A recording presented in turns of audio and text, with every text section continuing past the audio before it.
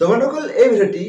সেই সমূহ শিক্ষাৰ্থীৰ কাৰণে যিসকল শিক্ষাৰ্থী বিএড এডমিশ্যন ল'ম বুলি ভাবি আছে বা বিএড এডমিশ্যন এতিয়া পৰ্যন্ত ল'ব পোৱা নাই বা এডমিশ্যন লাভ কৰা নাই সেই সমূহ শিক্ষাৰ্থীসকলৰ লগতে এই ভিডিঅ'টি সেই সমূহ শিক্ষাৰ্থীৰ কাৰণে উপযোগী হ'ব যিসকল শিক্ষাৰ্থীয়ে ডিএলএড এডমিশ্যন ল'ম বুলি ভাবি আছে বা ডিএলএড অধ্যয়নৰত অৱস্থাত আছে বা ডিএলএড কোৰ্সটো কমপ্লিট কৰিছে। হয় বন্ধুসকল, আজি মই আপোনালোকক এই ভিডিঅ'টিত জনাবলৈ গৈ আছো ইগনো আন্ডাৰত বিএড এডমিশ্যনৰ বিষয়ে। হয় বন্ধুসকল, ODL মোড বিএড এডমিশ্যন যেটো ইগনোয়ে কন্ডাক্ট কৰে বা ইগনোয়ে কোৰ্সটো আগবঢ়ায় আৰু এই ইগনো ODL মোডৰ বিএড এডমিশ্যন কেনেকুৱা ধৰণৰ হ'ব, ইয়াৰ এলিজিবিলিটি ক্ৰাইটেৰিয়া কি হ'ব, কোনসকল শিক্ষাৰ্থী এডমিশ্যন ল'ব পাৰিব, লগতে ইয়াৰ কাট অফ মাৰ্ক কিমান যায়, এন্ট্ৰেন্স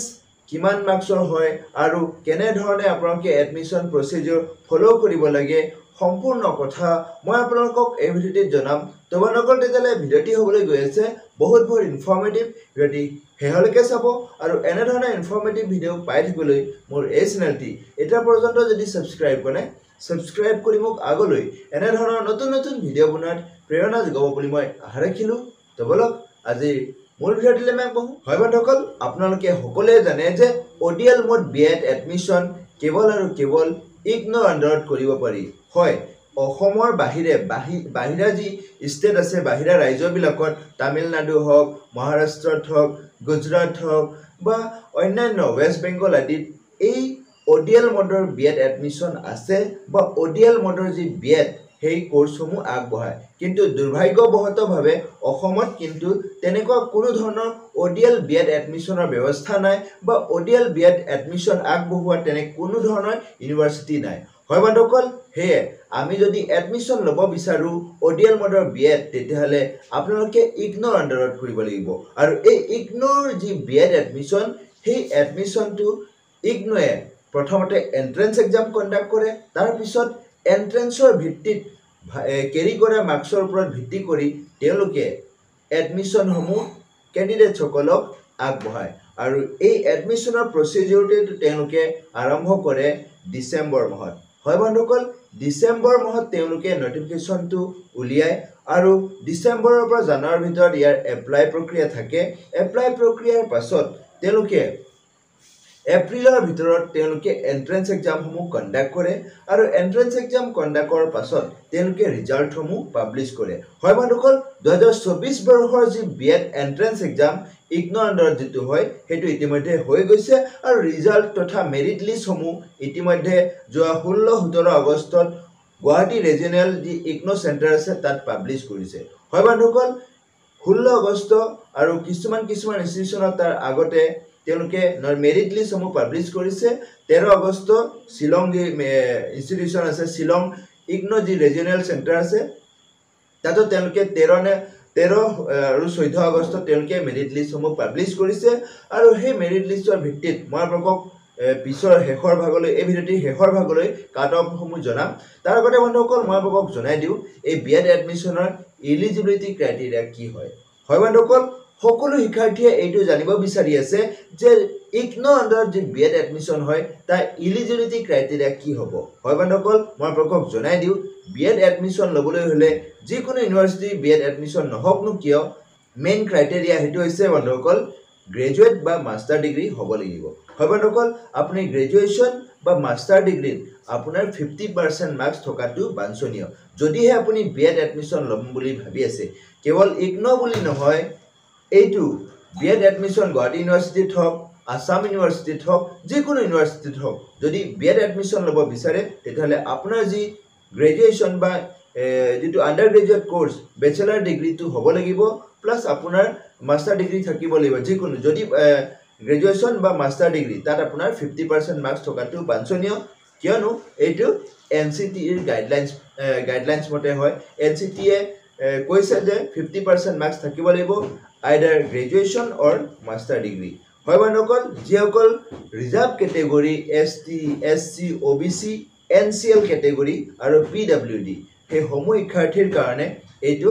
5% ৰিলেক্সেশ্যন দিয়া আছে। হয় বন্ধুসকল, যদি আপুনি ৰিজাৰ্ভ কেটেগৰী SC হয়, ST হয়, OBC নন ক্ৰিমিলিয়াৰ হয় আৰু PWD কেণ্ডিডেট হয়, দেন আপোনাৰ কিন্তু যদি গ্ৰেজুৱেশ্যনত 45% আছে তেতিয়া আপুনি এলিজিবল হ'ব বা আপোনাৰ গ্ৰেজুৱেশ্যনত নাই কিন্তু মাষ্টাৰ ডিগ্ৰীত 45% আছে দেন আপুনি এই ইগনো বিএড কোৰ্সৰ কাৰণে এডমিশনৰ কাৰণে এলিজিবল হ'ব হয় বন্ধুসকল এইটো হৈছে মেইন ক্ৰাইটেৰিয়া তথা আপোনাৰ মূল যেটো এলিজিবিলিটি ক্ৰাইটেৰিয়া তাৰ লগতে বন্ধুসকল মই আপোনাক জনাই দিও ইগনো যেটো বিএড এডমিশন আগবঢ়ায় এইটো কেৱল আপোনাৰ গ্ৰেজুৱেশ্যন বা মাষ্টাৰ ডিগ্ৰী থাকিলে নহব তাৰ লগত দুটা আৰু ক্ৰাইটেৰিয়া হেতু ইনক্লুড হ'ব যেটো ক্ৰাইটেৰিয়া আপোনাৰ বাঞ্ছনীয় বা কম্পালসৰি প্ৰথমটো হৈছে বন্ধুসকল আপুনি ডিএলএড বা অন্যান্য যিকোনো ডিপ্লোমা লেভেলৰ কোৰ্স ফেস টু ফেস মডত কৰা হ'ব লাগিব হয় বন্ধুসকল হেতু কাৰণে মই আপোনাক আগতে জনাইছো এই ভিডিওটি কেৱল বিএড এডমিশন লব বিচৰা শিক্ষাৰ্থীসকলৰ কাৰণে নহয় এই ভিডিওটি হে সময় শিক্ষাৰ্থীৰ কাৰণে উপযোগী যেসকল শিক্ষাৰ্থী ডিএলএড এডমিশন লৈছে বা ডিএলএড পঢ়িম বুলি ভাবি আছে বা ডিএলএড কোৰ্স কমপ্লিট কৰি ইতিমধ্যে ঘৰত বহি আছে হয় বন্ধুসকল ডিএলএড ফেস টু ফেস মডত যেসকলে কৰিব তেওঁলোকে হে কিন্তু এই ইগনো ওডিএল মডৰ বিএড এডমিশনৰ কাৰণে এলিজিবল হ'ব তো বন্ধুসকল যেসকল শিক্ষাৰ্থী এই বৰ্ষত 2024 বৰ্ষত বিএড এডমিশন লাভ কৰিবলৈ সক্ষম হোৱা নাই বা বিএড এডমিশন পোৱা নাই তেওঁলোকে হতাশ নহৈ পেলাই অহা 8 সেপ্টেম্বৰ তাৰিখে হ'বলগীয়া যি ডিএলএড এন্ট্ৰেন্স এক্সাম তেওঁলোকে যদি তাত ভালকৈ এন্ট্ৰেন্সটো ক্ৰেক কৰি ডিএলএড এডমিশন লৈ থয় তেতিয়াহলে তেওঁলোকে ভৱিষ্যতে হলেও বিএড এডমিশন ওডিএল মডত কৰিব পাৰিব হয় বন্ধুসকল আপুনি যেটো বিএডৰ কাৰণে এতিয়া লাখ লাখ টকা খৰচ কৰিব লগা হৈছে এই লাখ লাখ টকা আপোনাৰ বহুত বাছি যাব যেহেতুকে ওডিএল মড তথা ইগনোৰ ওডিএল মডৰ বিএড এডমিশনৰ যেটো ফিজ total course fee পৰিব কেৱল আৰু কেৱল আপোনাৰ 55000 তথা 55000 দুটা বছৰৰ কাৰণে হয় বন্ধুসকল দুটা বছৰত কেৱল আপোনাৰ 55000 এতিয়া আপুনি ভাবিছো যদিহে আপুনি বৰ্তমান Guwahati university Dibrugarh university Assam university বা যিকোনো ইউনিভাৰ্সিটিত যদি বিএড এডমিশন লয় তেতিয়াহলে আপুনি ভাবক পাৰ ইয়াৰত যদি আপোনাৰ 1 লাখ টকা কৈ যায় তেতিয়াহলে দুটা ইয়াৰত আপোনাৰ 2 লাখ টকা গৈ আছে তাৰ হিচাপত তাৰ তুলনাত যদি আপুনি ইগনোৰ বিএড কৰে তেতিয়াহলে তাৰ কেৱল মাত্ৰ 25% ফিজ দি পেলাই আপুনি আপোনাৰ যেটো বিএড কৰাৰ যি সপোন হেতু পূৰ্ণ কৰিব পাৰিব হয় বন্ধুসকল তাৰ কাৰণে আপুনি ডিএলএড এডমিশন ল'ব লাগে ডিএলএড কোৰ্সটো পঢ়িব লাগে আৰু ফেস টু ফেস মডত ডিএলএড কোৰ্স কৰাৰ পাছতেই আপুনি ইগনো বিএডৰ কাৰণে এলিজিবল হৈ যাব তো বন্ধুসকল তেতিয়াহলে এইটো আছিল আপোনালোকৰ এলিজিবিলিটি ক্ৰাইটেৰিয়া এটা বন্ধুসকল আমি জানিলো এই ইগনো বিএড যেটো এডমিশন যেহেতুকে ওডিএল কৈ আছো ODL mode open and distance learning কিন্তু কথাটো তেনেকুৱা নহয় ওপেন এন্ড ডিসটেন্স লাৰ্নিং হয় তাৰ কিন্তু আপোনালোকে সম্পূৰ্ণ ভাবি নলব যে কেৱল মই অনলাইন ভাবে বা ক্লাস নকৰাকৈ মই আপুনি ডিগ্ৰীটো পাই যাব তেনেকুৱা নহয় আপুনি ইয়াৰ ইন্টাৰ্নশিপ কৰিব লাগিব ওয়াৰ্কশ্বপত পাৰ্টিসিপেট কৰিব লাগিব আপুনি ক্লাস কিছুমান কৰিব লাগিব যেটো আপোনাৰ বাবে কম্পালসৰি হয় আৰু ইয়াৰ যি ইন্টাৰ্নশিপটো আপোনাৰ আৰু বেছি প্ৰয়োজনীয় অৰ্থাৎ প্ৰেক্টিস টিচিং হেতু আপোনাৰ কম্পালসৰি আপুনি ফাৰ্স্ট ইয়াৰত 4টা সপ্তাহ অৰ্থাৎ এমাহ আপুনি ইন্টাৰ্নশিপত যাব লাগিব হে ইন্টাৰ্নশিপ আকৌ আপোনাৰ সেকেন্ড ইয়াৰত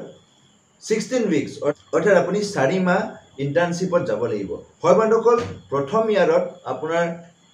4 weeks ইন্টাৰ্নশিপ থাকিব সেকেন্ড ইয়াৰত কিন্তু হেই যেটো ইন্টাৰ্নশিপ 16 weeks থাকিব এইটো আপোনাৰ কাৰণে মাস্ট বি কম্পালসৰি হ'ব আপুনি কৰিবই লাগিব লগতে বন্ধুসকল মই আপোনাক জনাই দিও এই যে আপুনি বিএড এডমিশন ল'ব এই বিএড এডমিশনৰ ইনটেক ক্যাপাসিটি কিমান অসমত হক বা তেনেকুৱা এটা ইনষ্টিটিউট বিলাকত কিমান ইনটেক ক্যাপাসিটি আছে হয় বন্ধুসকল এই বিএড এডমিশন প্ৰত্যেকখন ইগনোৰ ষ্টাডি সেন্টাৰ তাত আপোনালোকে নেপাব এইটো পাব কেৱল আৰু কেৱল আপোনালোকৰ ৰিজিয়নেল যি ষ্টাডি সেন্টাৰ আছে হেবিলাকত পাব সাপোজ জোৰহাটত আছে বৰাক ভেলিত আছে শিলচৰ তেনেকুৱা ধৰণে গুৱাহাটীত আছে তেনেকুৱা ধৰণৰ তেজপুৰত আছে এই ৰিজিয়নেল সেন্টাৰ বিলাকত আপোনালোকে এই বিএড এডমিশন সমূহ ল'ব পাৰিব আৰু প্ৰতিটো ৰিজিয়নেল সেন্টাৰত ইয়াৰ যি ইনটেক হেতু আছে 50 আৰু এই 50 যি ইনটেক ক্যাপাসিটি তাৰে ভিতৰত আপোনালোকে যদি চাই বা আপোনালোকে যদি জানে যদি এই বছৰৰ যি মেৰিট লিষ্ট তাত যদি আপোনালোকে চেক কৰে আপোনালোকে দেখিব আনৰিজাৰ্ভ ক্যাটেগৰীৰ কাৰণে তাত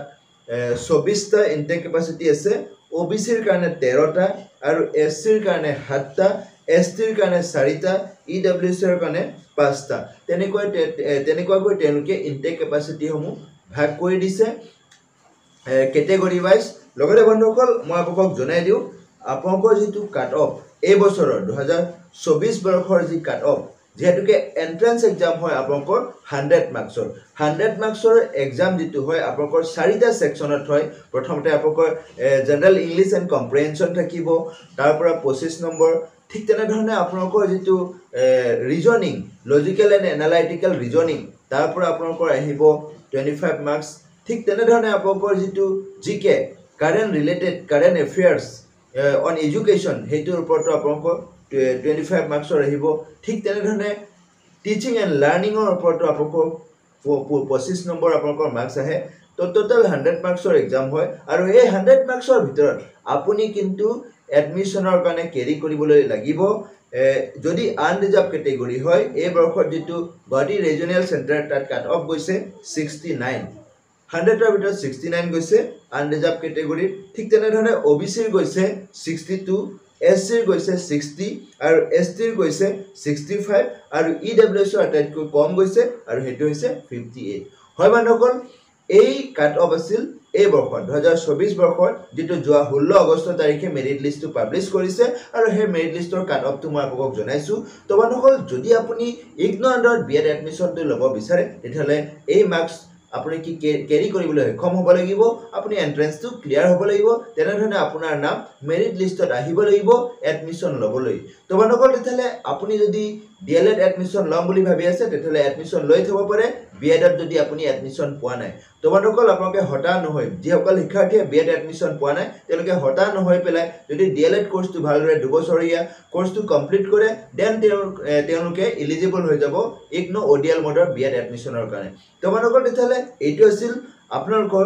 ইগনো ODL মোড বিএড এডমিশনৰ বিষয়ে। কিবা যদি জানিবলগীয়া থাকে বা মোৰ যদি কিবা ৰৈ গৈছে তেতিয়াহলে কমেন্ট সেকশন আপোনালোকৰ কাৰণে আৰু ডেসক্ৰিপচনত মোৰ Facebook page, WhatsApp channel, email ID পৰ্যন্ত দি থোৱা আছে। আপোনালোকে মোক পোনপটীয়াকৈ যোগাযোগ কৰিব পাৰিব যিকোনো আপডেট, যিকোনো ৰিলেটেডৰ বা যিকোনো টপিকছৰ বিষয়ে জানিবলৈ। তো বন্ধুসকল তেতিয়াহলে এই ভিডিঅ'টি শেষলৈকে চোৱাৰ বাবে আপোনাক অশেষ ধন্যবাদ। জয় আই অসম।